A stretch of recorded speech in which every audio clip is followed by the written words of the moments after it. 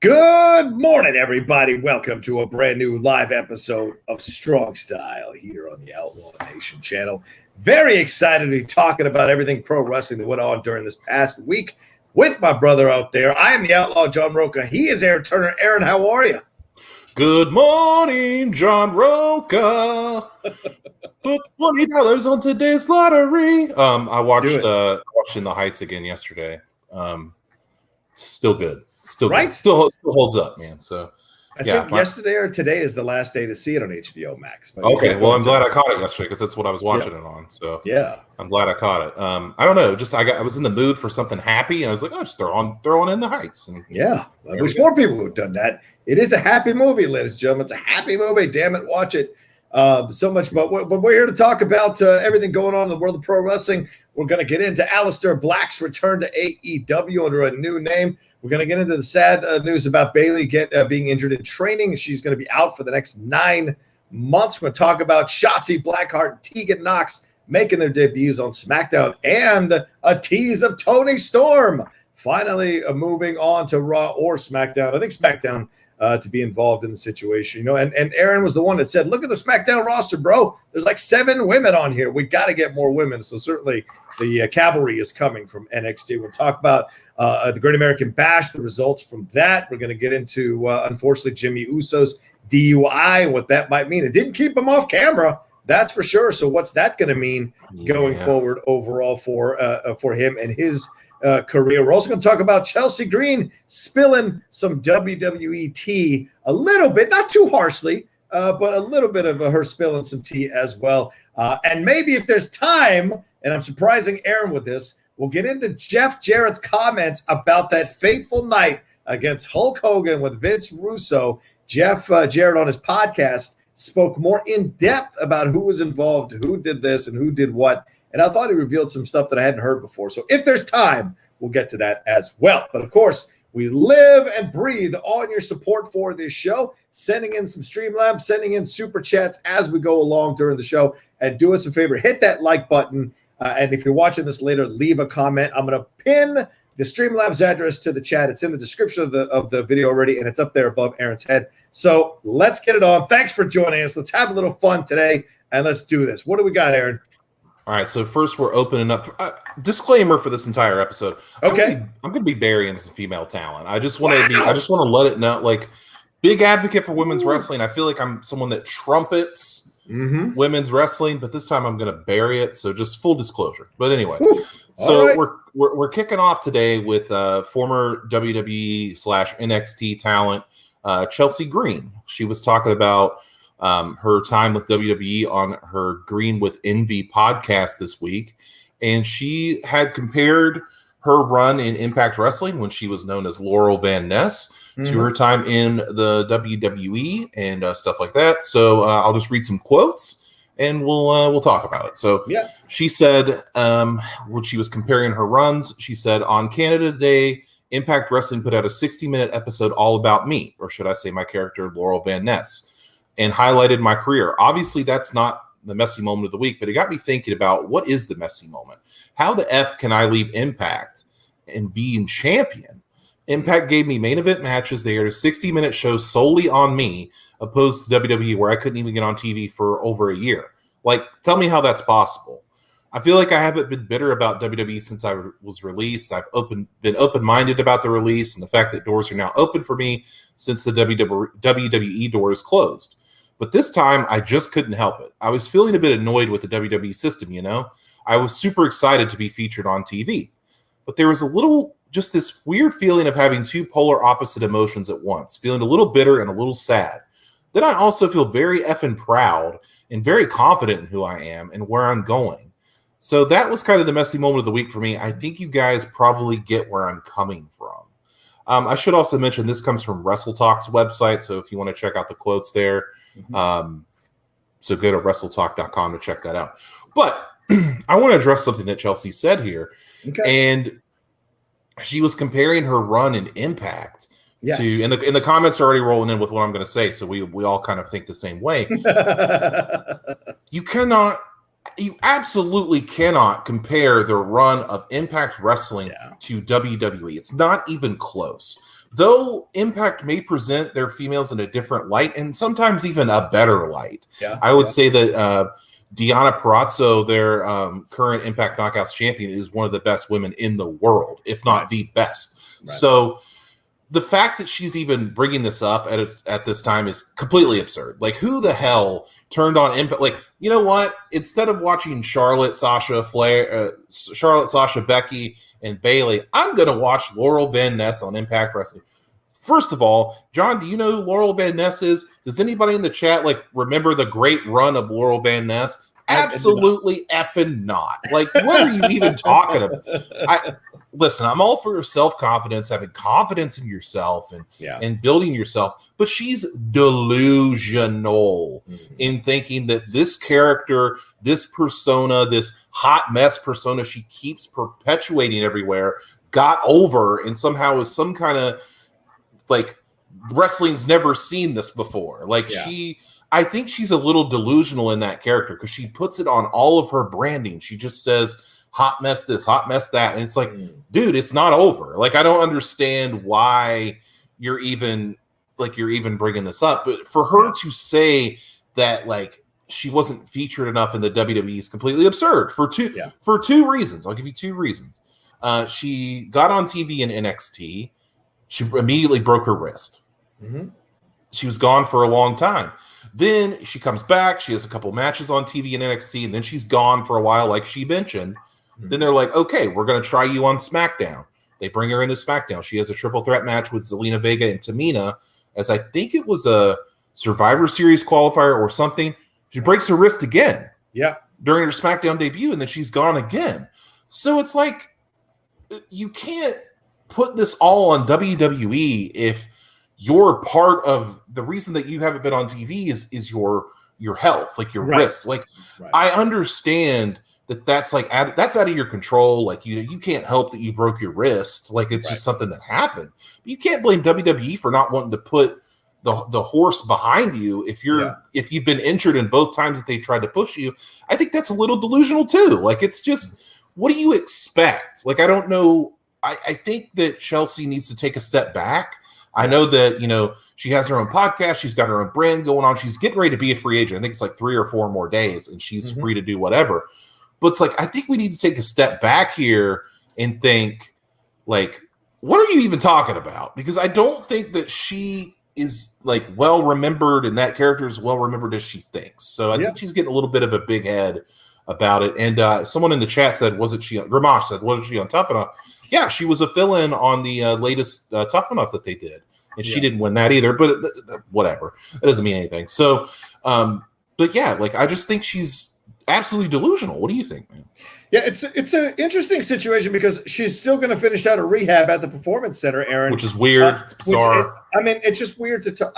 I get that there's the temptation when you're let go, trust me, I know, to talk crap about the company that just let you go, right? There's a temptation. You want to reveal that, hey, I am a talented person. This happened and blah, blah, blah. I totally get it, the place you want to come from. But you have to look at the perspective of the whole thing and the entire breadth of the situation, right? And if you contributed in some way to the fact that you were off television, to the fact that you couldn't get on, couldn't get a decent run, couldn't get going because of these injuries, because of bad luck or whatever. This happens in every sport, by the way. Greg Oden, what's he going to do? Blame the Trailblazers that didn't stand by him every single time he got injured? These things happen sometimes, but it's when you've proven that you have a track record of doing excellent work, then maybe you get injured. The company, most of the time, the WWE does lately, they stand by you if they see the potential and they want to rehab you. I mean, Bayley's going to be out for 9 months. There's no way they're dropping Bayley.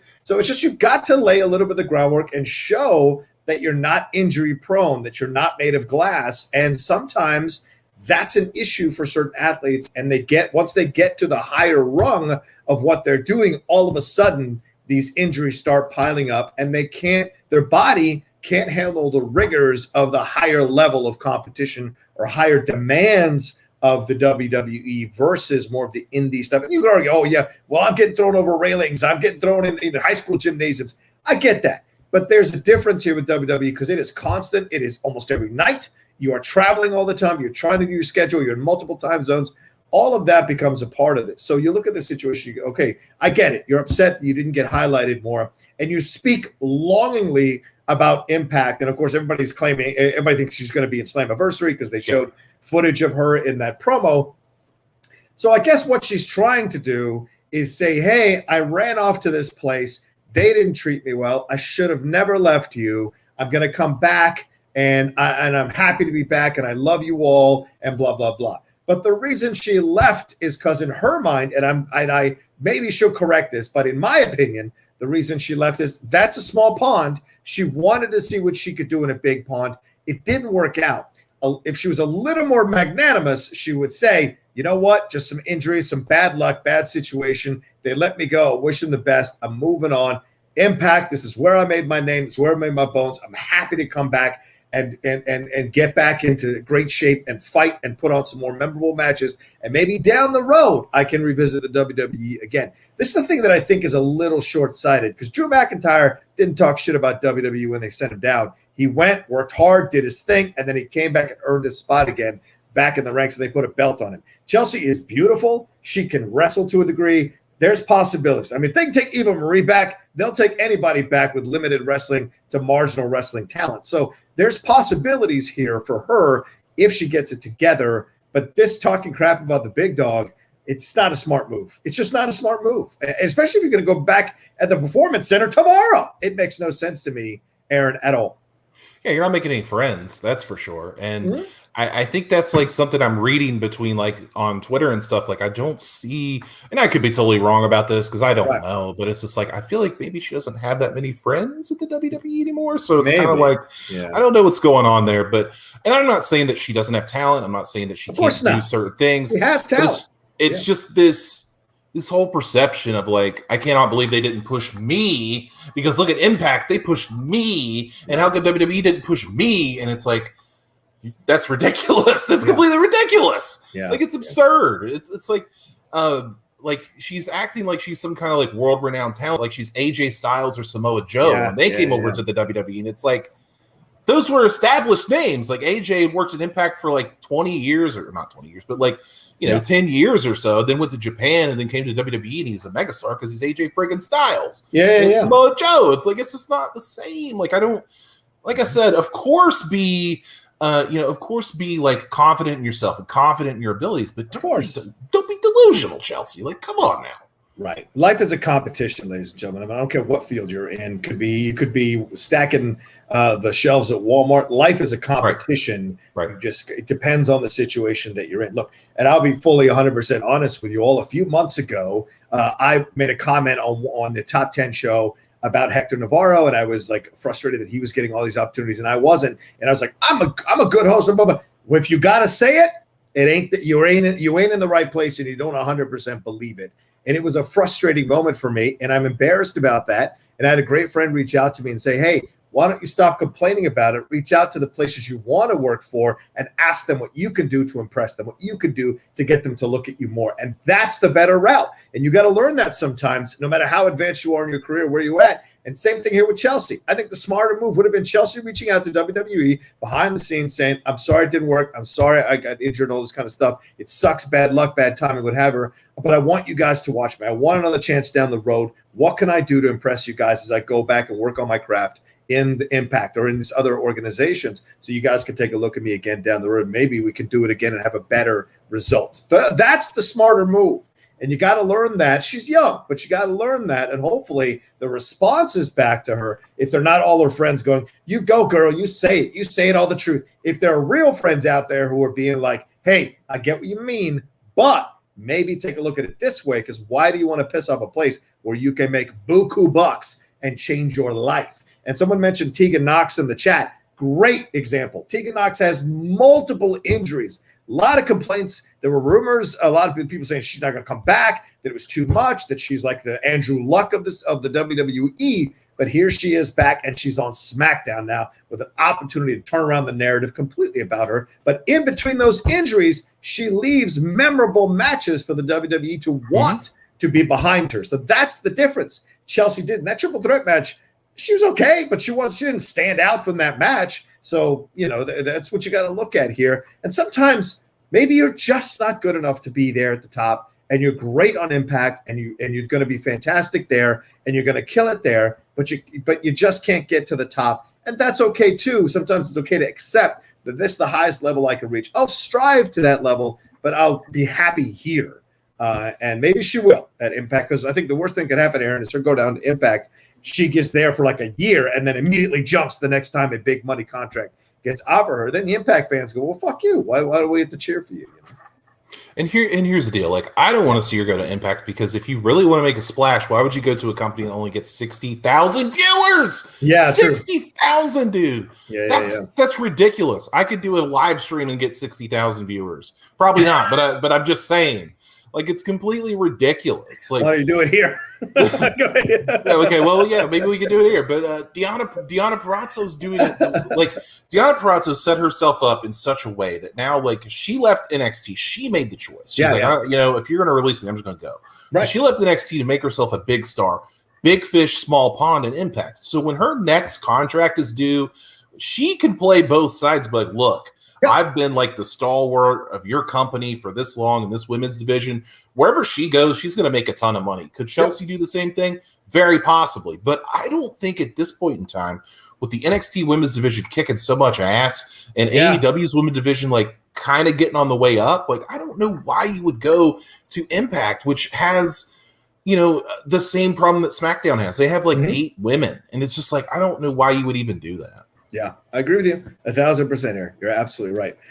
We got a super chat that came in. Sorry, that came in here from Gramash trying to start stuff. He's saying, I think Matt Tight would suit Aaron better. Uh-oh. Talking all the smack here between Jay Washington and Aaron Turner. My Lord. Don't let's not get that started. But if you want me to put on the glove, put on the Infinity Gauntlet. But it's just, I get annoyed with stuff like this, because you put it out there and you have all these fans that just they gobble slurp up, and they're just like, oh yes, you're the best thing ever. And then I'm sitting over here like the asshole on the thread that's like, I don't think people remember that as much as you think it does. So I don't know, but I think she's saying all this just to smooth the tracks for her to go back this week. Sure, that's what this is all about. That's what kissing Impact, the organization's butt, kissing its fans' butts. That's her just trying to smooth it over and get welcomed back with open arms so she can get. But if she gets injured, bro,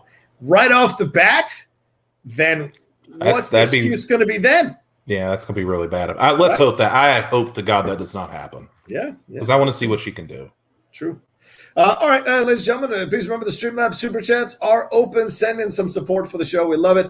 To answer any of your questions you got about the world of pro wrestling or anything else you want to ask Aaron and I, send them in. The Streamlabs address is right there in the chat now. It's pinned there. It's in the description and above Aaron's head. Show some support. We're here on a Sunday morning, giving you some goodness here, or Sunday afternoon if you're on the East Coast, giving you some goodness. All right, where are we off to next, my brother? Talking about the Great American Bash, the NXT Great American Bash that I luckily attended this past Tuesday night. I was there in full force at the Capitol Wrestling Center. So we'll go over some results. We'll talk about what we thought overall, and some anecdotes. So MSK retained their tag team championships by defeating Tommaso Ciampa and Timothy Thatcher.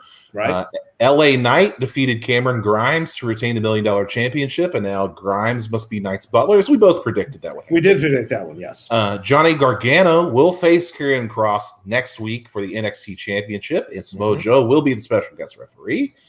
Zoe Stark, favorite of the show, and Io Shirai defeated Candice LeRae and Indy Hartwell to become the new NXT Women's Tag Team Champions, of course, with some help from Tegan Knox. And Adam Cole defeated Kyle O'Reilly in their rematch with the old, last shot from Adam Cole. So what do you think about this overall? Because I got some thoughts. Yeah, I thought I was surprised that Ciampa and Thatcher didn't get the job done. I thought for sure they were setting that up to make it happen. I think both of us felt last week that they were going to win. We were talking our preview and predictions. And I guess they have a little more faith in MSK. They want to see what more MSK can do here for them. And we shall see how that turns out for them. But I think it was a missed opportunity to let the belts ride on Ciampa and Thatcher and see where we go from there. I thought the match was okay. I thought Ciampa and Thatcher were better than MSK for sure during the match. LA Knight versus Cameron Grimes was fantastic. I enjoyed the hell out of this thing. Really surprised that Knight got a clean win. I was very surprised by that. I thought it'd be a little bit controversial, but that's a clean win. That's twice now he's beaten Cameron Grimes with stakes on the line recently, and now Cameron Grimes beat Butler. Yeah, we both predicted because this is going to lead to some very funny stuff. Essentially, it's a better Virgil in this situation. Gargano and Cross, I dug the back and forth. Look, I hate to break this to you, Aaron Turner, because I know you love Scarlett Bordeaux so much. But my man Karrion is moving past needing her at all in any way, shape, or form. He's getting better on the mic. Package deal, sir. I'm just saying, package deal. He's getting the attention he needs. I don't think he needs Scarlett Bordeaux anymore. There's been rumors that they're going to move him up and not move her up. I've seen those rumors online as well, so we'll see. But congratulations to Karrion Kross, who understood, like, I got to get better on this mic or else I'm going to get lost and shuffle, and they're going to take this belt off of me. And so smart move by him, and he's learning quickly, and I love the back and forth with him. Zoe Stark, Io Shirai, what can I tell you? We're big Zoe Stark fans here on the show, seeing what she's been able to do. I started following her on Instagram this week because I just want to follow someone who's on the ascendancy and see her rise through the ranks, because I fully expect her to have the Raw or the SmackDown title at some point in the next year or two for sure. She's in fantastic shape. She tells a great story in the ring. She puts combos together that are way beyond where she's supposed to be in her experience as a professional wrestler.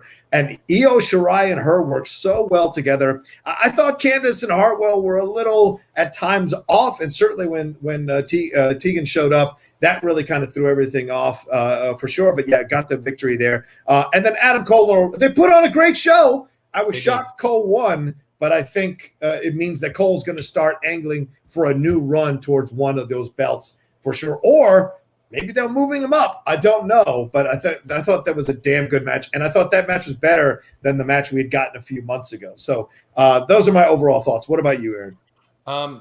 I can tell you that during the Ciampa Thatcher MSK match, the crowd was not happy that the belts did not change hands. Yeah, no surprise. There was a lot of boos in the crowd because we all thought they built it so much that Ciampa and Thatcher were going to be the guys, and to lose on a roll up is kind of some BS. That match needed a definitive winner the way that they were hitting each other. So I really didn't like that finish. LA Knight and Grimes is good. I like that a lot. Mm-hmm. Like you said, Karrion Kross getting better on the mic. I thought the line where Gargano said, "Bro, you couldn't lace my wife's boots." I really like that. It was a good line. I'm gonna be critical here of the tag team match, and I'll tell you why. Because we've talked about the women's tag team championships. The main roster women's tag team championships to me are completely worthless. So when they brought them to NXT, I was like, okay, well, at least they actually have tag teams and they can make it worth something. Right. And I was dead wrong because they've had 4 different women's tag team champions in the past 2 months. Yep. So these tag team championships have flopped around so many times that they also mean nothing. Mm-hmm. Like the $1 million championship means more than the women's tag team titles. And that's really sad because they have enough people to make it worthwhile. And I got to be honest, Candice LeRae, I know she's really good. They call her Candice Wrestling, and they have their eyes set on Indy Hartwell and, Io Shirai. I think at times, depending on what Io you get, sometimes you get Io that's a little out there, a little sloppy, a little sloppier than I want her to be. And then sometimes she's the best in the world. Mm-hmm. And every time Zoe Stark is in a match, I focus on Zoe Stark. I think that she has the unique look. She has, like you said, she puts good combos together. She's got good facials. Everything she does means something in the ring. And I think that's really important. And like you said, I think she's wise beyond her years where she should be in development. So for her, every time I see her, she's just better and better. That Zoe 360 or whatever they call it, that move she did to Eddie Hart. What in the world? That's amazing. That's an innovative finish. And she does it so well. It works because she's powerful. And, Indy Hartwell, not a small woman, very tall. Yeah. And she did it with ease to Indy Hartwell, which means to me that she can do it to anybody. So I didn't really like the Tegan Knox thing because I thought it was lame. I thought it was super lame. So anticlimactic. She came out and it wasn't even that big of a deal. No pyrotechnics, no smoke, no nothing. Just her she just finished shooting something from the 90s on a Nirvana video. I was like, what the fuck? What this is nothing. Yeah. Sorry, go ahead. Sorry. No, it's cool. And then she and Candace have an issue, and I was just like, I don't really remember them having an issue. Like, I don't. Yeah.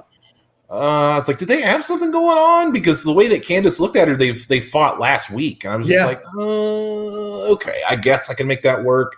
Yeah, and it just didn't jive. Like, I think that Candace and Io had some really bad miscues in the match. Like, they just weren't flowing together. I don't disagree with you. For whatever reason, like, it just wasn't working. So the match was a little disappointing to me because I really wanted that to do well. So someone had asked about the Hit Row segment. What I thought of that? God. Oh, dude, I was vibing hard on the Hit Row segment. Like, I was a Cypher celebration. Yeah, I didn't know what a Cypher was. I had to look it up. Like, I feel like I like rap. Like, I like 90s rap, and I'm somewhat into hip hop. And I had no idea what a Cypher was. I had to look it up, and I was like, oh, okay, well, that makes sense. And then when they started, like, I saw so many people burying it online. Like, this is the dumbest thing I've ever seen. And I'm like, well, you're white and you don't like rap, so you're probably racist. I thought it was tremendous. I thought it was awesome. I think it established Hit Row as something other than just, wrestling villains. Like, they actually have talent and can do other things. Yep. So I thought that was super rad. But I was vibing. Like, people are asking, was I dancing and stuff? Was I singing? Heck yeah, I was singing and dancing. I know the whole Hit Row theme. I was right there with B-Fab, like dancing and rapping, and dude, people love it. Like, after Hit Row left and like the segment was over and they went to commercial break, the crowd was still chanting Hit Row. Like, they want Hit Row. They want more of Hit Row. So I don't know. I love that. And the Adam Cole, Kyle O'Reilly stuff, I thought it was a good match. I don't think we needed it, but there it is. So it was fine, but a decent show for sure. I think Justin Toner in the chat, or somebody said, I think it was Justin, said that they think that this is going to be a rubber match down the road with Adam Cole versus it was Cole and O'Reilly are going to have a rubber match at the next takeover. I wonder if that will be Cole's NXT Swan Song. Maybe. The thing is, like, if you're going to do something like that, you don't start the first match off that they had as like no holds barred, because you can't go anywhere from there. Like, there was a no holds barred match that Kyle O'Reilly won, and then Adam Cole won like the regular match, and it's like, what do you do now? Because you've already done no holds barred, like First Blood, Inferno. Like, you have to go like extreme to this point. So I don't know. Like, in storyline wise, it would make sense to do a third match, but do I want that? Absolutely not. Like, let's move on. Like, Adam Cole's got to move to the main roster at some point, and Kyle O'Reilly can stay in NXT and do his thing and become the champion. But let's move on. Yeah, let's move on from this. Yeah, you're not wrong about that. We'll see how this all plays out, because it's just like Kevin Owens and Sami Zayn. It's like, how many times can I see these guys go at it? I know I'm supposed to get excited, but we've hit that wall. It's like Charlotte and Becky after a while. It's like, okay, how many times can this happen? And I get it, and you hit that wall. You're like, enough is enough already. Let's get something else in here. So, and then maybe a year, 2 years from now, you can wake that rivalry back up again. So maybe this will lead to the road match. It'll be done, and we'll go move on, hopefully. But I hear you about the women's tag team match. I thought the win was a little anticlimactic for Zoe and Io Shirai, but I love that they let Zoe get the pin. That's awesome. You could have easily gone Io Shirai because you put the belt on her, but that was really smart, because they probably see some very strong potential in Zoe Stark. Because remember, Zoe was racking up them L's for a few weeks there, and now they kind of they wanted to see what she could do, kind of match she could put on. Could she take the losses and not complain? And she's a good soldier, man. And if you go and watch her I encourage you to follow her on Instagram, everybody, because she posts. She's got videos there from when she was starting out, and you see that potential has been there since the beginning. And she's wrestling guys. She's wrestling everybody. She's doing her workouts, and you see her athleticism. It is incredible. So I'm a big fan of what Zoe is doing, and I love that they let her get the pin. It's her first belts, and we'll see how long they keep it. Some people are complaining, now we got tag team champs that don't even wear the same clothes. I mean, what the fuck are you talking about? That's stupid. When the fuck was that a prerequisite to be a tag team champ, for God's sake? So to me, I think that's ridiculous. You put people together, you see what they can do, and you move forward for them. Bayley and Sasha rarely wore the same outfits when they were tag team champions. So you just let them be individuals and be stars. And I think it's a great thing to have someone like Io Shirai, who's already a champion, already has a little bit of a legacy right now, to be kind of like a little bit of a semi-mentor for Tegan. And then when you have them break up, that could be an awesome program that probably launches both of them possibly into Raw or SmackDown. So I'm down with that. I'm absolutely down. It's happening. Yeah. What was the vibe in the arena when they won, Aaron? People were hot for Zoe, man. I think the match just didn't deliver like we thought it would. Because when you go to these shows and you sit in the same spot, you kind of talk to the same people, like on the bus there or in the arena, and you kind of get a feel for like what everybody's feeling. And people just weren't feeling it, man. Like when Zoe got the pin, everybody was excited, and like because everybody likes Zoe, but it's just I don't know. Like I think everybody was kind of disappointed when Thatcher and Ciampa lost. It really took the air out of the arena, and that might have been part of it too. But it just I don't know. It just didn't jive there. Gotcha. All right, we've got a couple of Streamlabs that have come through here. Justin Toner says, hi, John and Aaron. 100% agree with you all on Green, Chelsea Green. The Bash was a good show. Looking forward to Grimes at Knight's Virgil. I loved Aleister Black's surprise debut on Dynamite. We're just going to talk about that in just a second. Bayley's injury sucks big time, but Shotzi, Tegan, and Toni Storm are great additions to SmackDown. Absolutely agree with that. And we'll talk about all of that in just a few minutes, Justin. Thank you very much. And Roberto Arsenal said, is there a better chicken shit heel than MJF? I know he wrestled 2 weeks ago, but he wrestles the least of any major star in any company, leading to the build-up to get his ass kicked even more than other heels. I think Roman wrestles more than he does.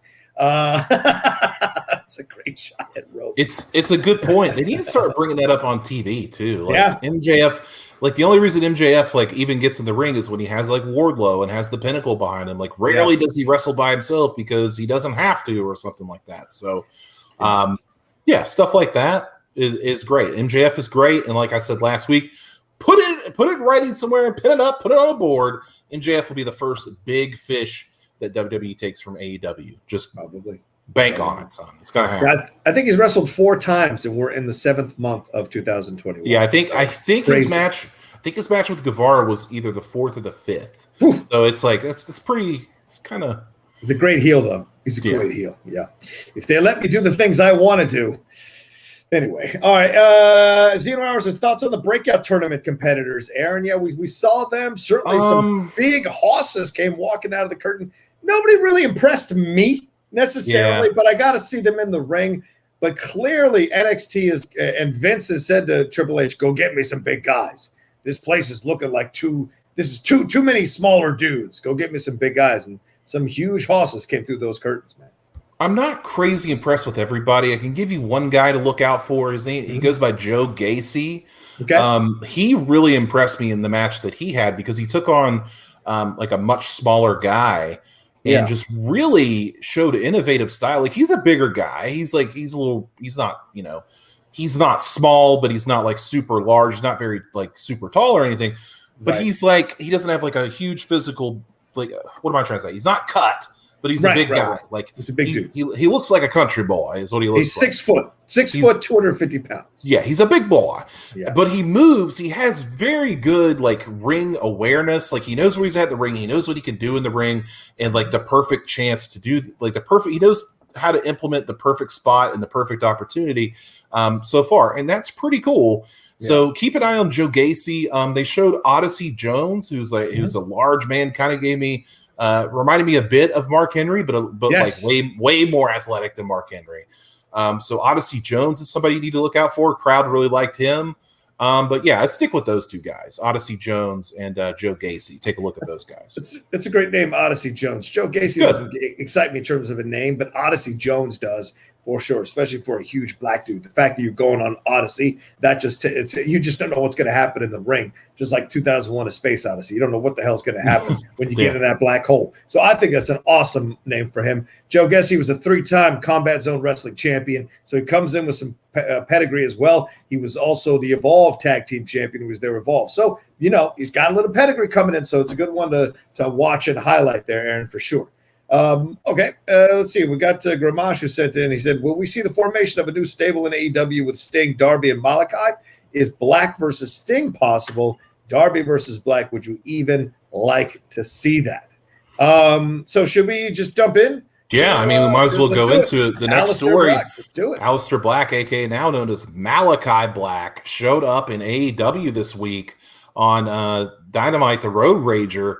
There he is right there, showed up in the Cody Rhodes match or after the Cody Rhodes match or something and kicked Arn Anderson right in the damn head. And it looked like he was going to shake Cody Rhodes' hand and ended up kicking his ass too. So wow, like what a splash Malaki Black made. And I got to admit, guys, like I think I said this on Twitter, like out of all the ones that they could have taken, like AEW could have taken, this one hurts because I know what Malaki Black could do. I liked him as a wrestler. I liked him as a character.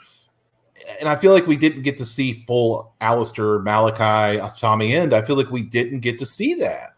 In WWE. Like we got glimpses of it. Like his feud with Velveteen Dream in NXT was amazing. Fantastic. Amazing. That should have propelled him into the stratosphere. And for whatever reason, it didn't. And that's a real shame. But I think in AEW, as much as I'm very critical of AEW, I feel like I'm more critical of NXT this week, but I think that AEW will give him the tools to show the world what WWE didn't show them. I think in very similar in a Miro situation where Miro wasn't really able to get fully unleashed in the WWE. I think we're finally seeing what Miro could have been. Yeah. And he's just kicking everybody's ass. Like that's how he always should have been presented. And then I think with Malaki Black, we're getting to see more character work. Like it's not just a guy that's, the Dutchman that can just kick people and stuff like that. Like we're going to get a different character development because he's got this like split personality. Like, is he Malaki Black? Is he Tommy End? If you saw that vignette that he put up on Instagram, it was like, whoa, like this is a different character. Yeah. And I'm really impressed with what he did. It blew my mind that he showed up on Dynamite. We talk about that and how that happened in a minute.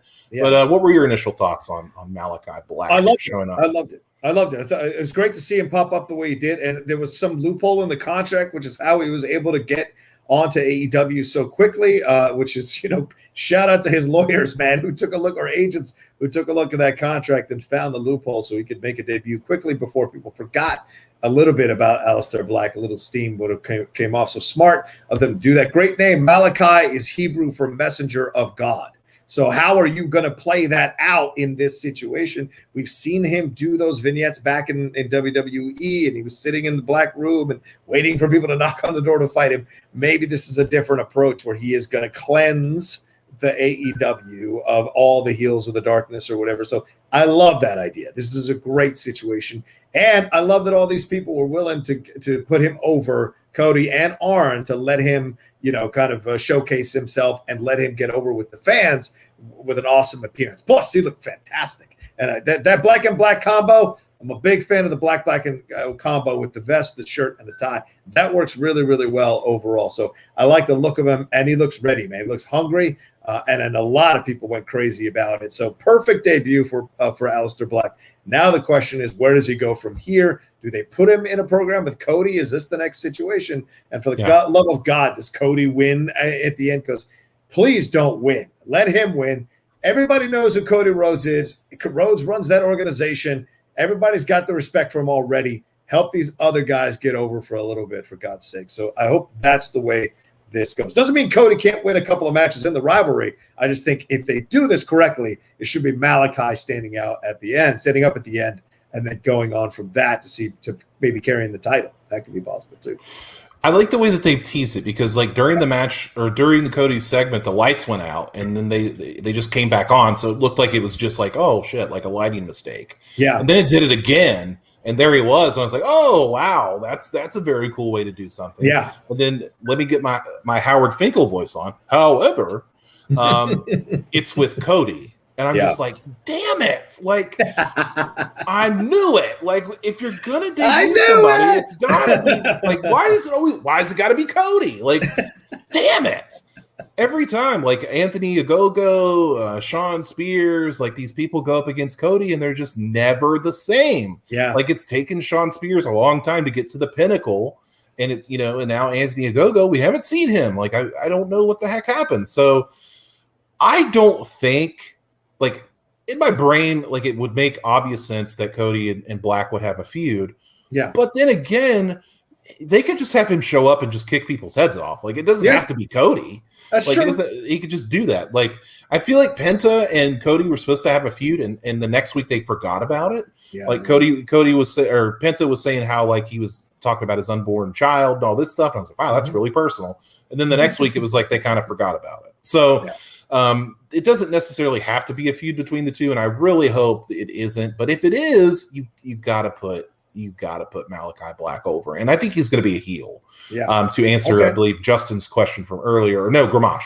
I don't think we're going to see him and Sting and Darby team up. I think if anything, he will be against Sting and Darby, and I think that'll be something pretty awesome to see Darby and Malaki Black take on each other. I'd be really into that. Okay. All right. Yeah. I mean, a lot of people pointing out how Cody Rhodes didn't allow the two guys who came in, Lance Archer and Shawn Spears, to get the best of him. So they're hoping that it isn't the route he takes yet again with another guy. I think that's 1,000% true. And at some point, if Cody keeps doing this shit, I'm telling you, people are going to turn on him, and people are going to, and wrestlers as well. And it's going to start being something you don't want to go do. You don't want to be, and he'll become the thing that he complained about. And one day someone's going to come out and take a sledgehammer to his iconic thing to show how much they're not a part of the AEW. So you don't want that. You don't want that. All right. What else do we need to talk about with the Malaki situation, brother man? Well, I want to bring up something else that happened on AEW Dynamite. Sure. We finally got to see Hangman Adam Page take it to Kenny Omega. Like, we finally got to see it. This has been building for a long time. There was a Twitter thread that told like the whole story of Adam Page's like evolution as a character, and it's fantastic if you can go find it, because that's exactly what they're doing. And the reception that he got in front of a live crowd told you, if you didn't know before, that Adam Page is a big deal. Yeah. And the fact that he finally got some of Omega with the cowboy tassels flowing off of his shirt, beating some ass. I was for it. I was into it. I'm a big Hangman guy, and now I'm back, fully behind him. So it's good to see them finally pushing in this direction where Kenny Omega is going to get his ass beat by Hangman Page, and he's going to lose that belt. Woo! People go crazy if Hangman Page takes it off of him. If it's Page that takes it off of him, people are going to go. Well, that's how you anoint a guy. Like Hangman Adam Page, not exactly a household name at this moment in time, but my God, dude, come on. Yep. I don't disagree with you for sure. All right, let's get to a couple more Streamlabs. Oh, sorry. 3 of them that have come through here. Bat Bomb. Sorry, guys. Bat Bomb 82 says, love the show, guys. 2 questions. Why does it seem Hogan gets more heat than other wrestlers who have done worse things in life while others get passes? Also, why do you think people give AEW heat when they sign former WWE wrestlers? I never understand it. All right. First of all, Bat Bomb, thank you very much for loving the show. We appreciate it badly. Let's answer his questions. Aaron, what's your thoughts? Why do you think Hogan gets more heat than other wrestlers who have done worse things in life while others get passes? Like Snuka might have killed his former ex-girlfriend. Yeah, Hogan just said some racial epithets in the privacy of his home. Because Hulk Hogan's like the most well-known wrestler of all time. Like that's why. That's why. Yeah. You would say, like, I think you would feel like to most people that were in a certain age group, you would say Jimmy Superfly Snuka, and they'd be like, oh yeah, I remember that guy. But like, if I ask like people down the street, they're 9 out of 10 would be like, who the hell are you talking about? But if I say Hulk Hogan, like, oh yeah, that guy. So I think it's a matter of popularity. I think that's part of it. What was the second question? The second question from Bat Bomb 82 was, why do you think people give AEW heat when they sign former WWE wrestlers? I think it's because there's this narrative around that AEW is like WCW, and they're just like, oh, we're going to sign. But you got to think, when WCW was signing people away from WWE, it was guys that were already like, until they made it their own way, they were like past their prime. It's like Macho Man Randy Savage, Hulk Hogan, Brutus Beefcake. Like these dudes had their run in WWE to go over. It wasn't until like Kevin Nash, Scott Hall, X-Pac, and certain other dudes came over. And then they kind of did it again when they signed like Bret Hart and these people that were like Warrior. Warrior. It's like they're painted with such strong WWE colors that when they come over there, it just looks off. It looks like you're doing WWE light. I don't understand it. Like in AEW, it doesn't feel the same way to me. Like like Miro, when Miro came over with Rusev to Miro, it's like, yeah, he was a big star in WWE at a certain point, but then again, if he goes over to AEW, he kind of make his own thing. So it's whatever. Like the only one that I look at really that's like, he's kind of a WWE guy that you got there is like Jim Ross. Like Jim Ross, Dustin Rhodes. I'm like, these are like WWE guys. Even Christian. And Christian is one. Mark Henry, Big Show. But these younger guys like Malaki Black and Miro especially, like I just look at it and I go, I mean, these are guys that, and Jericho. Jericho's another guy. It's like he's a strong WWE guy. But it's just like, who gives a shit? I don't give a shit. Well, first of all, I agree with Aaron to answer the first question. It's because Hogan's the big dog, and it will always be the big dog. So he has the brighter spotlight on him. That's what that's all about. That's all that's all about. And because he's been the big dog for so long, people love to hate him. Trust me, that experience. People love to hate the big dog in the yard who's been around a long time. And when they do something, the spotlight just shines brighter on them versus people who have not gotten over to that level and they do stuff. It's just a different different area you're walking. And there's still such a massive fan base for Hulk Hogan. No matter what anybody will tell you, it's still there. So that's why whatever he does carries more weight. And the AEW, I think Aaron is 1,000% correct. This is not WCW all over again. This is not WCW light. They are picking certain people who fit the aesthetic, not picking people to change the aesthetic of AEW. That's the difference, right? TNA did the same thing when they brought what was left of Hogan over there and all those other people. It didn't 100%. Steiner and Angle and all that. It just didn't work at all for me overall. I know the Main Event Mafia was cool for people to say, but I liked the talent they had been building up. And so with AEW, same situation like AJ Styles. AJ Styles was fucking great on TNA and built up, and I loved him more than any of those people they brought in.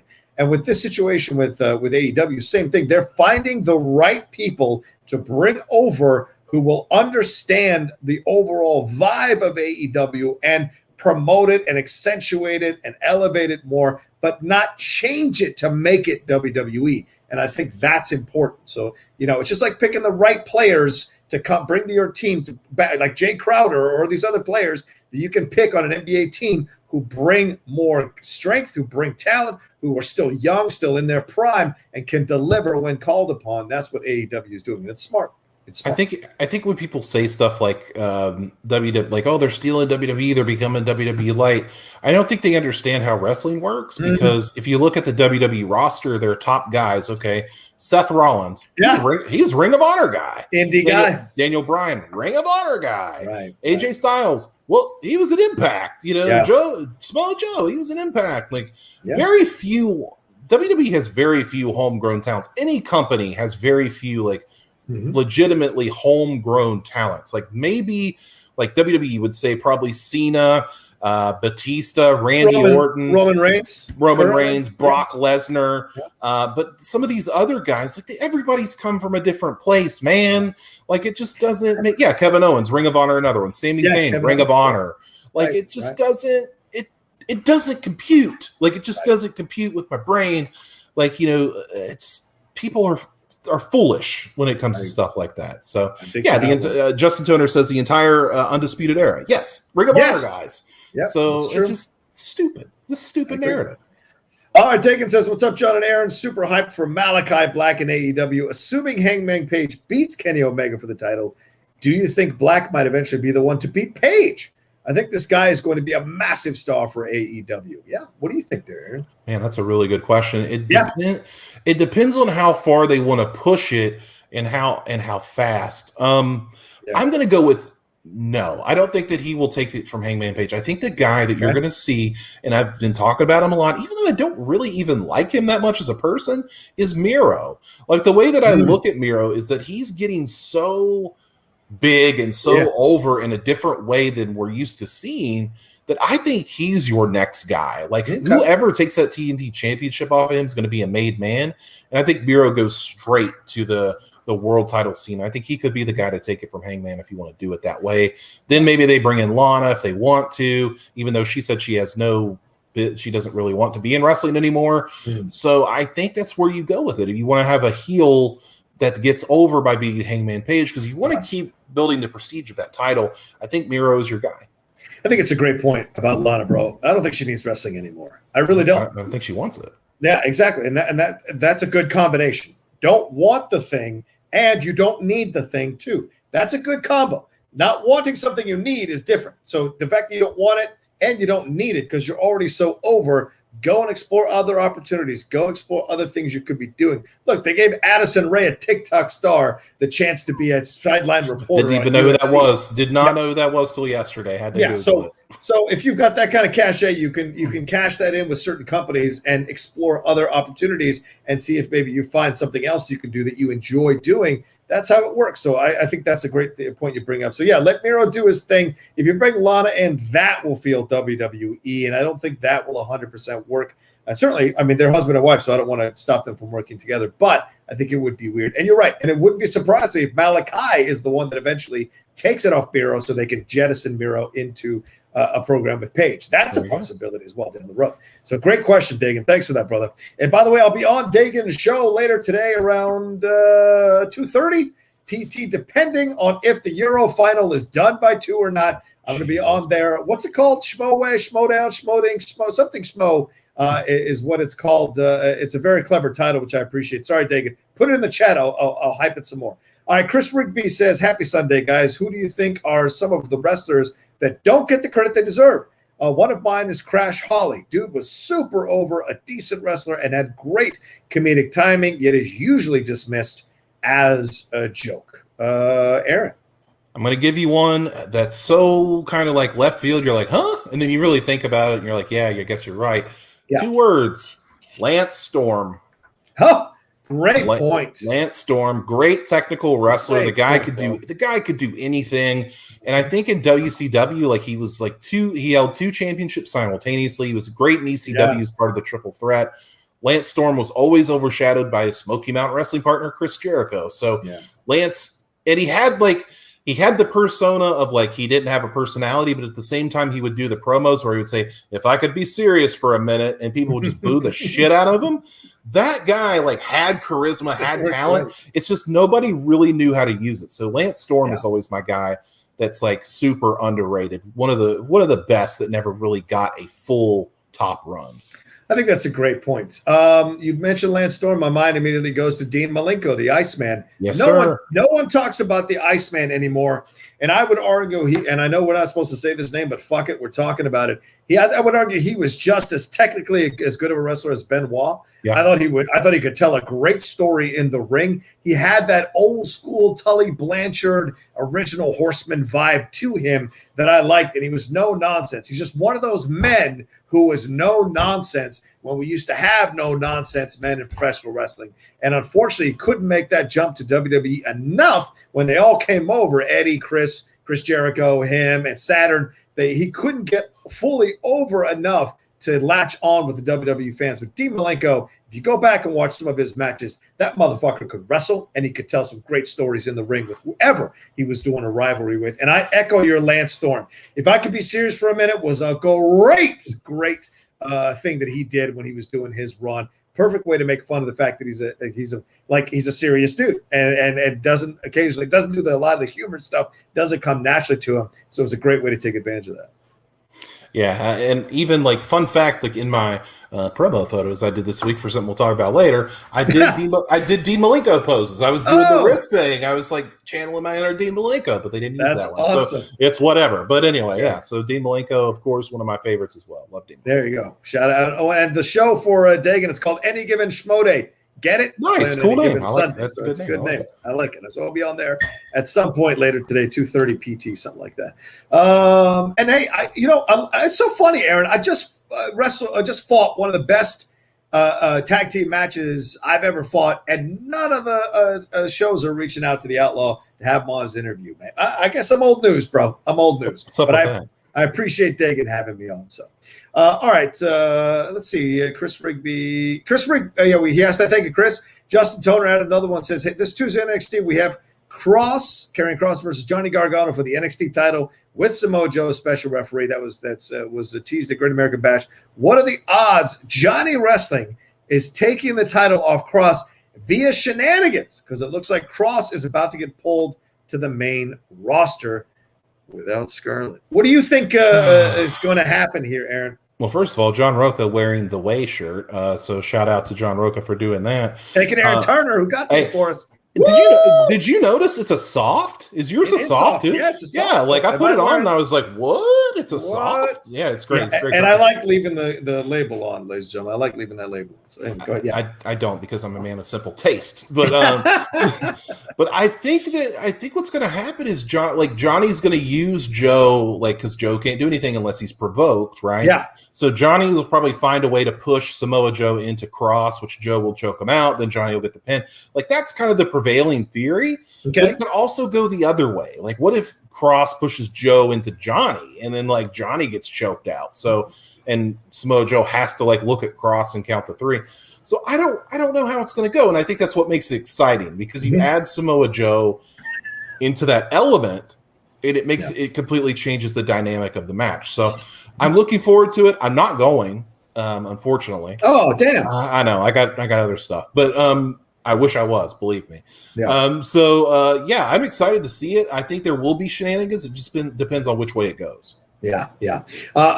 Chris Taylor wants to know: is the shirt soft or soft? There we go. Nice. It's pretty. It's soft. It's nice. It's soft. Nice. And either I'm putting on a shit ton of weight, or the extra larges are a little bit tighter than they used to be from WWE. So I respect that. So I got to get back in shape, I guess, fully to be able to wear these shirts again. But I'm proud to rep the way. I'm proud to whip the Ray with Johnny Gargano, bro. It's a cool T-shirt, man. It's an awesome shirt. T-shirt. I owe Aaron some money too. I got many compliments on that. Yeah, there you go. All right. One more. I think Super Chat came through here from Chris Taylor. What did he have to say? Let me find it. Sorry, Chris. Here it is. He says, is it just me, or is the thumbtack spot becoming stale like super kicks in pro wrestling? So thumbtack spot, is it becoming stale? I don't understand putting thumbtacks in people's mouths and then super kicking it. That seems extreme to me. That's a bit much. I never really was a fan of the thumbtack spot unless it was done by Mick Foley, and then I kind of believed it, but I don't know, dude. It's not for me. It's not for me at all. So it's too much. Yeah, I don't disagree with Aaron. I think it's had its day, and I don't think it has the same kind of. When you see people going through flaming tables, double flaming tables, seeing a bunch of tacks on the ground isn't that big of a deal. So I just think it's had its day. So I agree with you, Chris. Absolutely, it's not just you. I like this from Zeno real quick. Going through the archives, Junkyard Dog and Bad News Brown were so underrated. And people saying Bad News Brown would have killed it in the Attitude Era. You're 1,000% right. I think to get to New Jack, you have to create Bad News Brown. Bad News Brown lays the groundwork for New Jack, in my opinion. So I love Bad News Brown. I think I'm going to go the other way on JYD. I think he's overrated. Junkyard Dog's overrated? And in terms of wrestling skill, I think as a persona, he's unmatched. His popularity is he's a very popular guy, but in the ring, not for me. Okay. But I will agree with you about Bad News Brown or Bad News Allen, whatever you want to call him. So I'm with you on that. I liked him a lot. Me too. All right, let's move on to our next thing. We got about a little bit of time left in the show, ladies and gentlemen. Keep sending in to Streamlabs SuperChat. Thank you so much for the support on the show. Send it in. Hey, I got to send Aaron some money for this shirt. So why don't you send in some money to help me pay for the shirt? Come on, people. All right, Aaron, where are we off to next, brother, man? Oh, man, we're going to do SmackDown news and notes because a lot of stuff happened on SmackDown. So we'll start with the news that really broke earlier this week. WWE wrestler Jimmy Uso was booked in Escambia County Jail early Tuesday morning for a DUI charge. He was released on $500 bond. He was also arrested for this in 2019 and maybe 9 years before that, another offense. So if you're looking at the way that this has gone down, this guy obviously needs some help because he's not getting it. And then WWE immediately puts him on TV. The speculation all week was, okay, is he going to be fired? That was the speculation all week. Do you fire him? What do you do with him? And WWE says, fuck it, we're just gonna put him on TV in this hot angle with Roman Reigns, which I don't understand. Like, shouldn't we pump the brakes on this right now and maybe get this guy some help and figure out what's going on? Because, okay, number one, you're in the hottest angle in the company, which may or may not be the hottest angle in wrestling with the hottest wrestler in wrestling. That's up for debate. But we know you're making money, my man. Like, you had this charge in 2019. They took you off TV for 6 months. Yeah. So again, like, something's wrong here, obviously. And it's just, I don't understand it, because you have money. You can get a driver, you can get a cab, you can get an Uber, you can get a Lyft. You got friends in Pensacola. Yeah, it just doesn't make sense. Like, what are your thoughts on this, man? It's man shit. That's what it is. It's toxic fucking man shit. I'm fine. I can get in my car. I'm going to drive myself home. I'm a man. I got a dick between my legs. Nobody's going to tell me what to fucking do. You stupid motherfucker. Now look at you in this situation. If the WWE lets you slide when they punished you harder for the first offense, and then they're letting you slide on a second offense, I think that's a bad look for that company. Yep. But I think they're tied into this storyline, man. And it looks like they feel like they've got nowhere else to go. Yes, are they being sympathetic to him by leaving him on TV? Are they being more understanding? Possibly. But that understanding stuff, when you're dealing with situations like this, can blow up in your face. He blew a .205. That's not low, ladies and gentlemen. So three times. Yeah, 3 times. And he was going 50 in a 35 and blew through a yellow light. You'd think if you're a little drunk or you're a little buzzed, you'd be more careful. Listen, I'm not gonna lie. I've gotten in the car at times when I've been buzzed, but I'm not a rich motherfucker who can afford an Uber like Uso. And I've been very careful when I drive when I'm a little buzzed, so I don't alert the police. I stay speed. I slow down at yellows. Like, you got to be smart about it.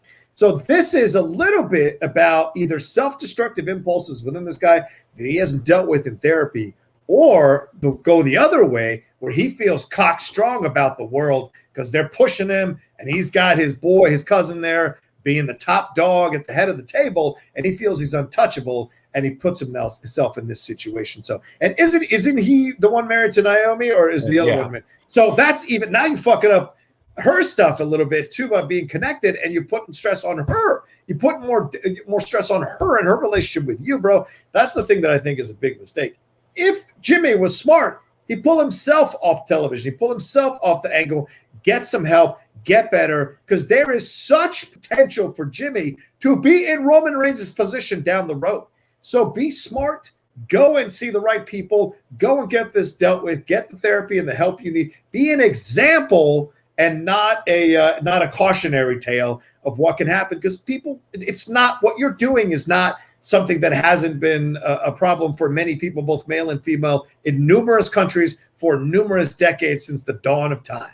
So you can be an example, though, a chance to show that these kids who are maybe watching you, who are teenagers or in their 20s or 30s or 40s, or even grown men who are alcoholics, maybe they take an example from you. Hey, I'm fucking up this world. I'm fucking up my world. I'm costing myself some opportunities here. I need to go get some help and really get better and understand what's happening here. That's what I hope happens overall in this situation. This is 3 times now, and this is no longer, and God knows how many times he's actually done it and not been caught, Aaron. Because to me, getting caught, the rates that it would be, the odds of it would be astronomical that you're only getting caught every time you do it. Bullshit. You got away with it multiple times. It's probably before you've been caught. So this is an issue. And I think Roman Reigns has also got to step in and handle this shit family to family. So I hope he does that. Fuck, even The Rock might need to reach out in this situation and sit Jimmy down and maybe take him under his wing a little bit and guide him out of this situation to a better result, in my opinion. Yeah, and it is worth noting that Naomi has been taking a lot of heat on Twitter from people saying like she's being irresponsible by not handling him. Oh yeah, I'm not saying that. I'm not saying that. Yes. I know. I just wanted to bring it up because people in the chat were bringing it up because she did delete her Twitter account because she's just being hassled, and it's not Naomi's job to police her husband. Yes, it's not at all. So this guy, like, you got to understand, and John, you put it perfectly. Like, how many times has he done this and not been caught?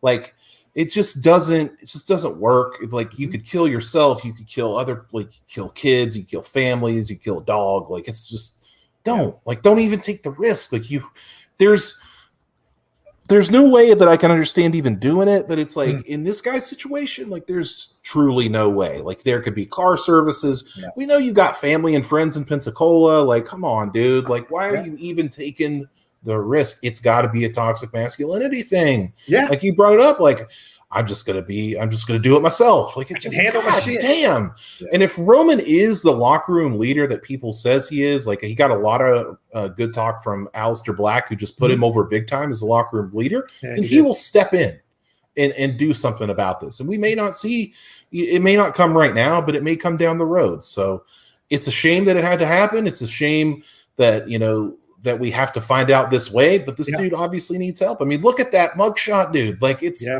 not good. That's not somebody you want behind the wheel of a car. Yeah, look, his eyes are barely open, and there's almost a cockiness to his face, like fuck you for pulling me over. Do you know what I'm saying? Fuck you for arresting me. Yeah. That's what that look on his face seems to say, at least to me. So, once again, but people in the chat said that he's a happy-go-lucky guy, seems like a very charming guy on Total Divas. Of course, that stuff's edited, so – but I've never heard anything negative about him behind the scenes at all, beyond the casual, stuff that goes on with dudes in wrestling. But I've never heard anything too negative about him. So this is a guy that should be saved. This is a guy that should be rehabbed and taken off this path so he can be a shining light for other people to follow, other younger wrestlers to follow, Aaron, who may struggle with a little bit of drinking or going out and doing whatever, being irresponsible in these situations. And fuck everybody who's come after Naomi on this. I was simply saying that he was putting pressure on Naomi. In no way do I think Naomi should be the one who's responsible here. Fuck that. That's misogynistic male bullshit, saying that it's the wife or the woman that should be responsible for her man. Fuck that noise. You're responsible for yourself. And I'm sure, because Naomi radiates a lot of love and caring and tenderheartedness, I'm sure she's been there trying to get him to stop doing this shit for quite some time herself, because she loves him. And so, and people who are in love with people who are addicts or who get into these situations with alcohol, they will tell you it is a daily fucking struggle to deal with this nonsense. And you have to trust them. You have to, because they get mad if you don't trust them. Then they break your trust, come home crying.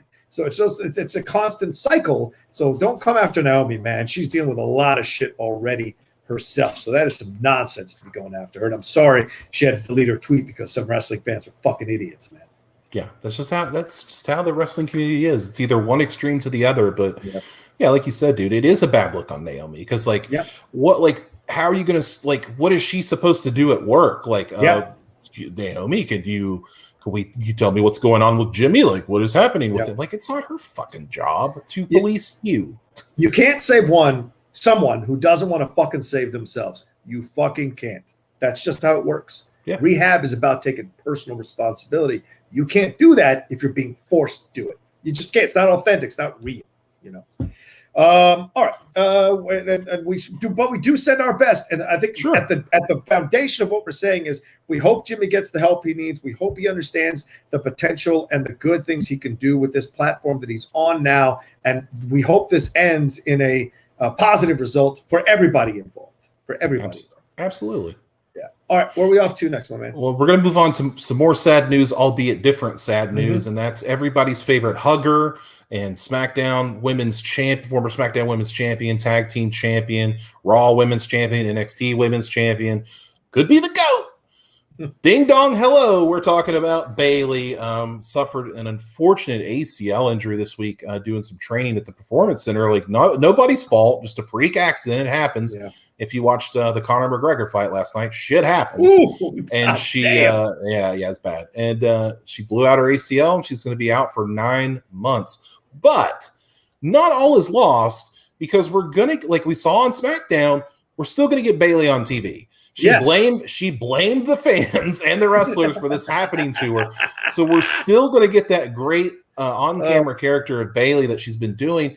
And if nothing else, I think we're going to get her in the three. It's going to be a 3-person booth with Michael Cole, Pat McAfee, and Bayley. And that's going to be must-see TV, especially when the fans come back. That's going to be something really great. So Bayley, like, not all is lost. I mean, during the pandemic era, I guess we can call it that.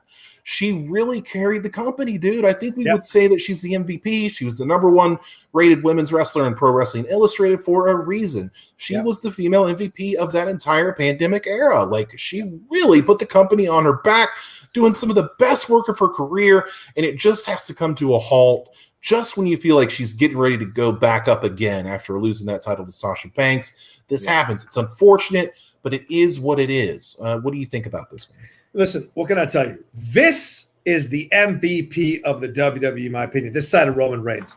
She is stellar, incredible, delivers fantastic matches, and her ding-dong hello shit, I was 1,000% on board with that. So if this sidelines her, it's an unfortunate situation, but it isn't like the old days where you get sidelined, you rehab at home, and you don't get to do anything. If they do work her into the booth and do this whole thing and keep the ding dong hello promos going, and her blaming the fans, fucking genius. Her blaming that is just brilliant stuff to do, to keep pushing the heel thing, because people are loving this, and the ones that don't love it are irritated by it, which is the point of doing it.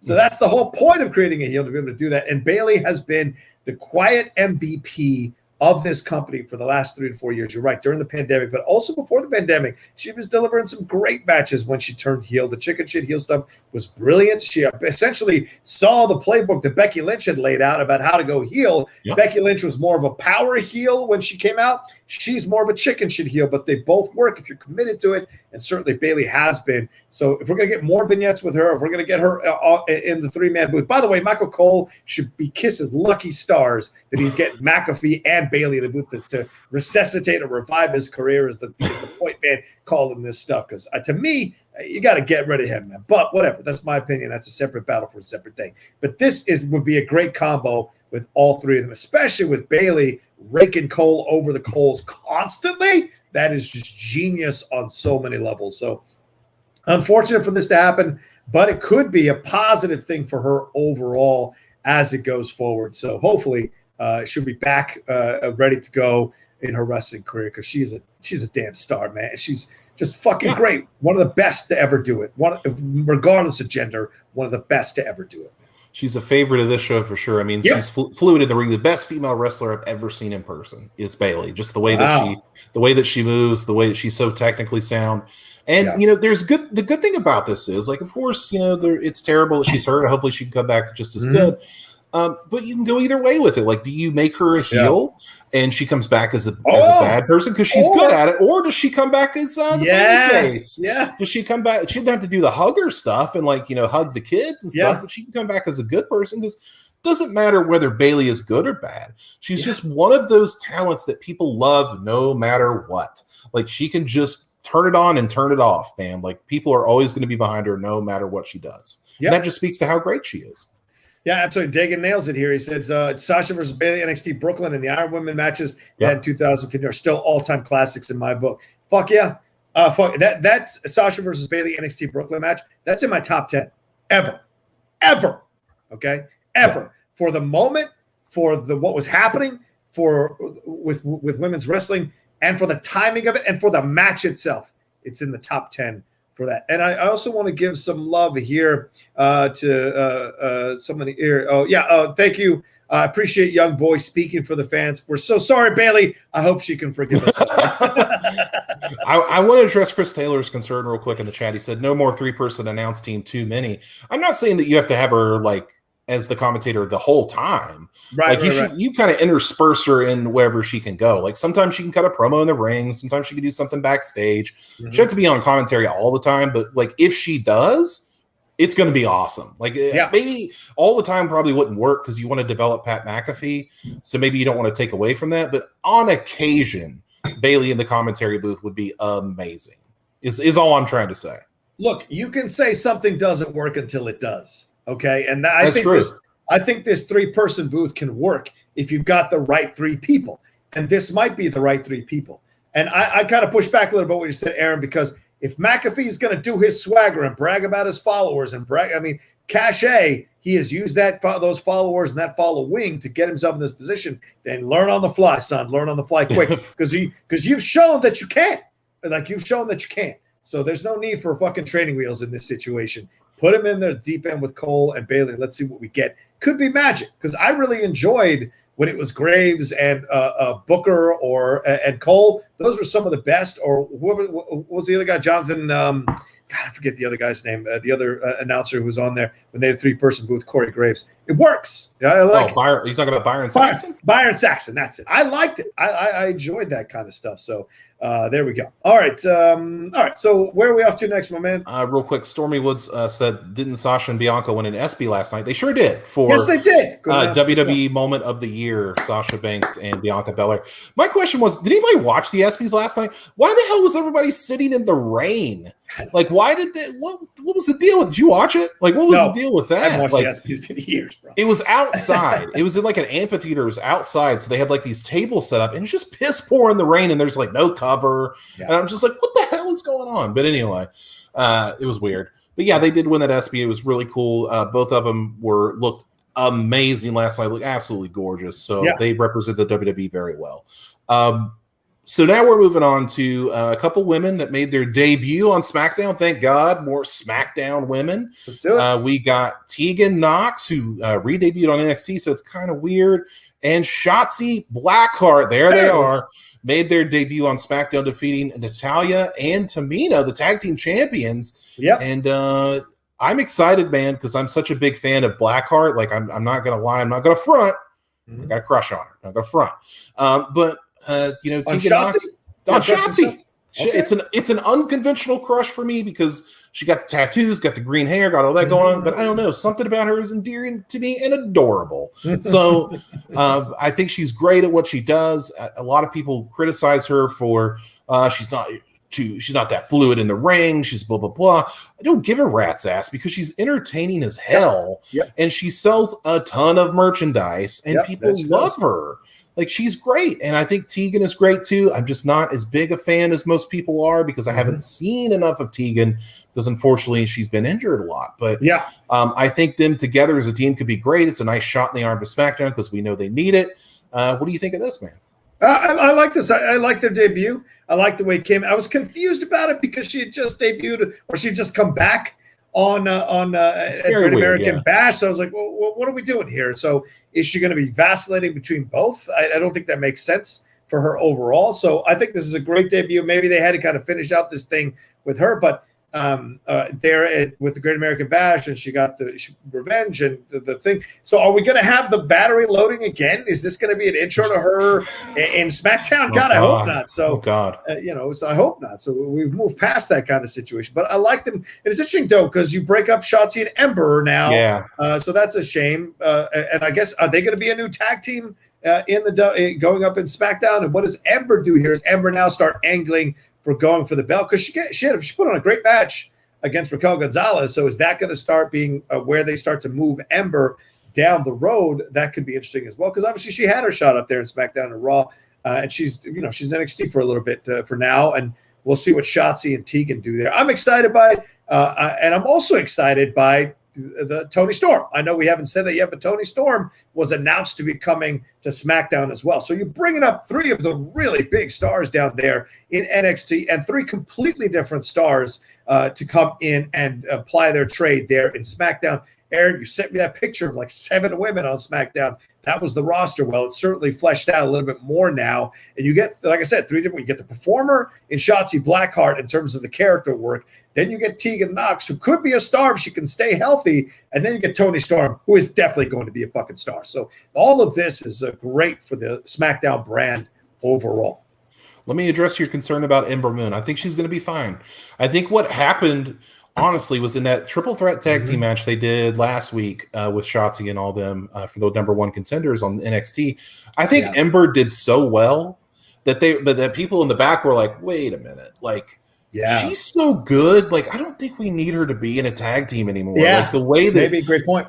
And I think Ember is good. I think she's been good for a long time. And I think that's the right person you can put with Raquel Gonzalez, who's still young, still learning, but is enough of a presence to warrant that NXT Women's Championship. It's why she has it. She has a big presence. You can believe that she's a champion. She's Big Mama Cool. And I think Ember Moon is talented enough, and I think she has the right moveset and is believable enough to be a worthy contender to take it from her. Yep. And I think that's what they're going to build to. I think Ember's just so good. She's on a different level. She didn't need Shotzi. It was a cool tag team for a while, and I don't think they needed each other, but I think they brought the best out of each other, and I think it made all of us fans of Ember Moon realize, oh, yeah, she's really good. Yeah. So if they immediately take her out of that and put her into a singles thing with Raquel Gonzalez, makes a ton of sense. And now I look at Toni Storm. I see the Toni Storm vignettes. My only concern about Toni is that the vignette that they showed her as like a baby face again. Yeah. And she'd been doing such good work as a heel in NXT. I was like, ooh, I want to see more of this. It's a different dynamic of Toni Storm because, she's gorgeous. She's young. She's got all the talent in the world. And I think if they do it right, if they keep her heel, I wish they would, that Toni could be the biggest star on SmackDown in a couple years. She could be one of the people they slap on the side of the trailers when they go town to town. That's somebody you can get behind because she's got a unique look. She sounds different with the Australian accent. She's like kind of the antithesis of Rhea Ripley. Like Rhea Ripley's like this crazy rock chick with the goth and stuff like that. Toni Storm's like the rock chick. It's just a little bit different, but it's enough of a difference to make them on two different personality playing fields. And I think you get something even a little bit more different with Toni than you do Rhea, who's also very good. Yeah. But I think Toni can be a top star in the company if you just push her the right way. Yeah, it's true too, because you can't put them on a collision course if Toni's going to be a babyface, because Rhea is obviously a babyface, so that'd be confusing. Is there a possibility they brought Zelina back, right? So is there a game to play there maybe for her overall? Because I'm looking at the SmackDown roster of women, and I don't necessarily see a lot of programs she could work that'll put her over until you start talking about the Biancas and, of course, the Baileys who's injured, but Zelina is a possibility, or Sasha even, because that could be it. They bring Sasha back as a heel and put her in a program with Toni Storm. That's going to get Toni over. If they want to make Toni a babyface, that's good. But if you saddle her with Liv Morgan, that's not going to fucking work. Or Carmella, that's not going to. And I love Carmella now. That's not going to fucking work. You've got to get her with the top dogs so that people can make that connection who maybe don't watch NXT, that she is worthy to be in the ring with the top dogs, whether she wins or loses. That's the smarter route. Shotzi Blackheart and Tegan Knox, those I wonder where they're going to go with them, but I think Toni's your star here. Toni's what's going to carry the belt. So you got to get her into programs of some of the top stars immediately so that she can, because her and Rhea could tear down a house, bro. If you make that happen, if one of them goes heel, you can tear down the house with both of those ladies. Yeah. It's the shot in the arm that SmackDown needed. Now SmackDown all of a sudden is the compelling women's brand. Yeah. When it was like, oh, I don't know about this, it's depleted and all this stuff. And now you've got Toni, you've got Shotzi, and you've got Tegan, and now you're probably going to have a returning Sasha Banks very soon. And Becky Lynch. Don't forget Becky Lynch. She could be there, but she's a raw talent. She's technically a raw talent, so you could see her there. That's true. But you do lose a Bayley, unfortunately. But you do get that shot in the arm. So SmackDown looking better than it was a few weeks ago, or even a couple months ago. That is for sure. Future's bright. For sure. All right, and let's see. I think there was one super chat that came in. If I can't find it, I'm going to read it off the record here. Here it is. Yeah, it's from Soda, who says, speaking of super kicks, what was the big deal with everyone complaining about knee slaps when they are no different than stomping your foot when throwing a punch? Yeah, I guess you saw Zoe Stark give that knee slap to Indy Hartwell in the match there, but you've seen the knee slaps before. Has this been an issue that people have complained about? You've always seen those things. Yeah, there was even an edict in WWE that was like, stop slapping your leg when they do that. But if I don't see it, I don't care. It's when it's egregious that I'm like, For example, this week in the Kyle O'Reilly and Adam Cole match, I was standing at ringside by the barricade, and Adam Cole had Kyle O'Reilly's arm and was like swinging it into the pole. Yeah. So when he would do that, he would like kick the steps with his foot. Yeah. You couldn't see it on camera because you could only see Kyle O'Reilly's arm hitting the thing, so it would make the sound effect. And I was like, "Hey, I'm not supposed to see how the sausage is made. I don't like this." So as long as it's not egregious, as long as it's not egregious, I don't care. Like, whatever, make your sound effects. I don't give a shit. Like, if you look, it's funny because if you go, I've been watching some WWE Superstars episodes. Oh, yeah. And if you think that that's bad, then you need to go back and look at the matches with the Mountie when they would pipe in that shock stick sound. It's terrible. So just, I mean, leg slaps are kind of the least of our worries these days. Do not go back and watch the Monty stuff. It's good. It's good. It's pretty good. Like on Superstars, it's funny because they would have like the Mountie, or not the Mountie, but like the Berserker versus Tom Smith from Hackensack, New Jersey, and Tom Smith just get destroyed. But then I was watching it the other day, and the main event was Ric Flair versus Sergeant Slaughter, and I was like, what a gem this is. So Superstars can surprise you sometimes. All right, fair enough. All right, Aaron, is there any more here we got to cover for today for the show? We're good, man. I'm good. Oh, okay. Well, thanks to Dizzy Freckles, who just subscribed, and the Bullets Gotti Show 2.0, who just subscribed to the channel, and Lou Dog 1990, who just followed me on Twitch. I am on Twitch, The Outlaw Nation. Nice. Please follow me. I am an affiliate. I qualified within a week to be an affiliate, so I appreciate everybody who's on board with that. I will be doing the European final watch along today at noon, about an hour and a half. I'll be watching the whole thing, commentating on the whole match. So come and join me there, the Outlaw Nation. And Aaron doesn't even know this. I think I might try to talk Aaron to coming on to Twitch, and we'll do some recaps of some Raw, Smackdown, Dynamite, NXT, a way to promote the show more of Strong Style, get more people to watch us when we do these shows on the weekend. So just something we're kicking around to do more work and make myself more available for things that are going on all the separate channels. So, but awesome. Thank you all so much for joining us here today. We appreciate it madly. Thanks for your Streamlabs. Thanks for your super chats. We love you. We love talking pro wrestling. We love the vibrancy and the liveliness of the chat. We love the back and forth. And you guys give us a lot to think about and consider as we talk about these topics on the show. So shout out to you all. Aaron, great, another great rundown. Where can people find you and what you got going on? And please plug your FCL shit. Oh, geez. You can find me on Twitter at only Aaron Turner. You can find me there this Tuesday. You can find me on Twitch as I make my FCL debut against Alex Marzonia. We are going to go one-on-one. Woo! In the FCL. Hopefully, I can pull out a victory. I'm expecting a stiff competition from Alex. I know he's a music guy. I know he's been a guy on the Schmodown, like a producer and stuff backstage or editor or whatever he does back there. So expecting a tough, stiff match, but I'm hoping I can come out on top because, just when they think they have the answers, I change the culture. So here I am. And let's see. Everybody tune in Tuesday, Twitch, FCL, Turner, Marzonia, 1, 2, 5. I don't know how many we're going to get to. But, there's unfinished business there, too. As if I can get a victory, I have a plan. Win or lose, I have a plan. But especially if I win, I have a plan. Because it looks like Booker T is going to be taking care of someone named Zaflirtenflow. So he's taking care of the light work. So I have an alternative plan that, maybe Booker and I can meet down the road. But I got a plan. Just in case. Okay.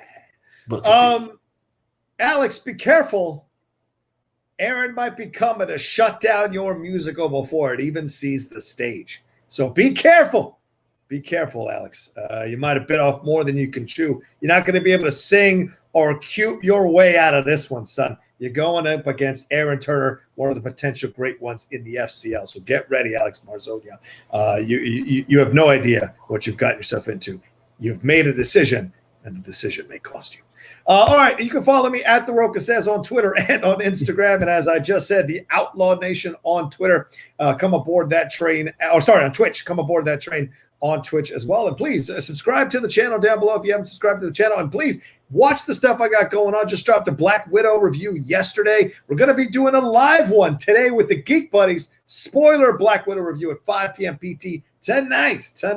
Having a little fun with that as well. And as I said earlier, I'll be on any given Schmo Day with Tegan and his crew there. And also all the trailer reactions I dropped there. And then John and Wendy Explain the World, our new episode. We dropped that yesterday as well for you all to enjoy. Much love to you. Yeah. I got one more thing. I'm right, sorry. I meant to say this earlier. I want everybody to ponder one thing. Your Black Widow talk reminded me of this, and I'm sorry to cut you off. Is Zoe Stark the Florence Pugh of wrestling? Ooh. Because you look at her and you say, Florence Pugh, how can you be this good so early? Yeah. How can you be this good? And I say the same thing about Zoe Stark. Ponder that. Continue. I want you to ponder something else. Toni Storm is 24 years old as well. I think Toni Storm is the Florence Pugh of wrestling, and Zoe Stark is right behind her. When she starts to get some belts and she's in SmackDown or Raw, then we can revisit this conversation. Okay. Absolutely. All right. Thank you all so much for watching, and we'll talk to you next time on another brand new episode of Strong Style.